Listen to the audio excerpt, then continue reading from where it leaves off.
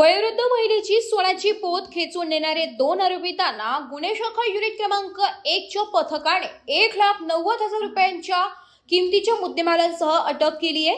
याबद्दल अधिक माहिती अशी की दिनांक 11 सप्टेंबर रोजी पंचवटी पोलीस स्टेशन येथे एका वयोवृद्ध महिलेला पत्ता विचारण्याच्या बहाण्याने 2 अज्ञात इसमांनी महिलेची सोन्याची पोत बळजबरीने खेचून चोरी नेल्याबाबत गुन्हा दाखल करण्यात आला होता।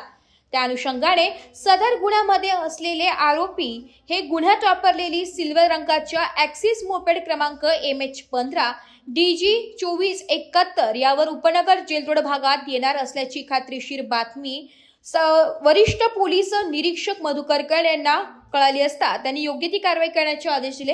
त्यानुसार गुन्हे शाखा युनिटकडील पोलीस उपनिरीक्षक चेतन श्रीवंत, पोलीस हवालदार प्रवीण वाघमारे, संदीप भवन, प्रशांत मरकड, नाझिम खान पठाण, विशाल काठे, मिलिंद सिंग परदेशी, प्रदीप मसले, विशाल देवरे, पोलीस अंमलदार अमोल कोष्टी, मुक्तार शेख अशांचे पथक तयार करून सदर पथकाने उपनगर परिसरात पाडेकर गॅस एजन्सी जवळ सापळा लावून 2 इसमांना ताब्यात घेऊन त्यांना त्यांचे नाव गाव विचारले असता त्यांनी त्यांची नावे प्रथमेश नितीन उशीर, वर्ष 22, राहणार flat number 4, Nishigandh apartment, Takali road, Shantik park, Upnagar, Nashik आणि जोएल डॅनियल मस्के, वर्ष 19, राहणार ओंकार हाइट्स, परिजात नगर, विठ्ठल मंगल कार्यालयाजवळ, jail road, Nashik road, Nashik असे सांगितले।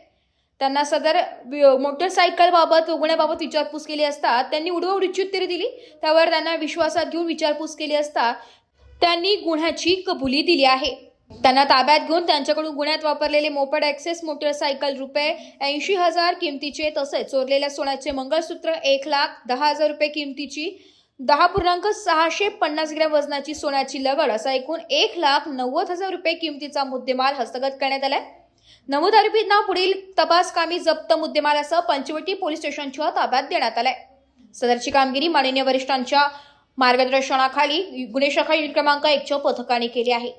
वृत्तसंकलन विभाग, AB न्यूज, नाशिक।